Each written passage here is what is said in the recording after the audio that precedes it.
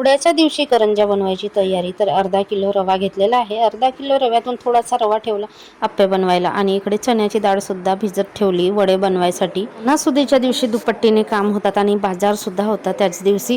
तर इकडे ड्रायफ्रूट माझ्याकडे होते, काजू बदाम मनुका आणि खारीक मी मिक्सरमध्ये बारीक करून घेतला. काजू बदाम खलबत्त्यामध्ये कुटून घेतली आणि इकडे रवा भाजून झाला. नंतर रुद्रांशचे पप्पा जेवायला आले त्यावेळेस त्यांनी आंब्याची पानं आणली. तर सण म्हटला तर आंब्याच्या पानाची तोरणं तर पाहिजेच आणि दिवाळी दसऱ्याला तर आंब्याची पानाची तोरणं शुभ मानली जातात आणि आमच्याकडे कंपल्सरी लावली सुद्धा जातात. बनवून घेतला आणि समोरच्या दाराला तोरण लावली. नंतर गेली मी मार्केटला. शनिवारी मार्केट असल्यामुळे शुक्रवारीच बाजार होता आणि ते पण जास्त वेळ नव्हता कारण बैलपोळाचा सण होता आणि 1-2 तासामध्ये मार्केट आटोपला.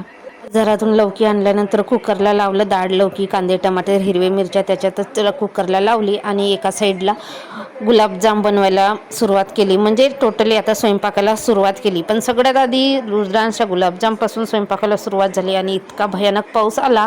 त्यापेक्षा दुपट्टीने स्वयंपाक होता. वडे, पुरी, रुद्रांसाठी गुलाबजाम, सेव, डाळ लौकीची भाजी, भात हे सगळं बनवून झालं. नंतर जोड्या आल्या. जोड्याच्या पाया पडून जोड्यांना खायला दिलं, बोजारा दिला जोड्यांच्या मालकाला आणि असा झाला आमचा पोळा सेलिब्रेट. नंतर संध्याकाळी बनवल्या मी करंज्या. सारण तसंच ठेवून दिला. अर्ध्या सरणाच्या करंज्या नंतर बनवणार आहे. तर आवडला का मिनी ब्लॉग?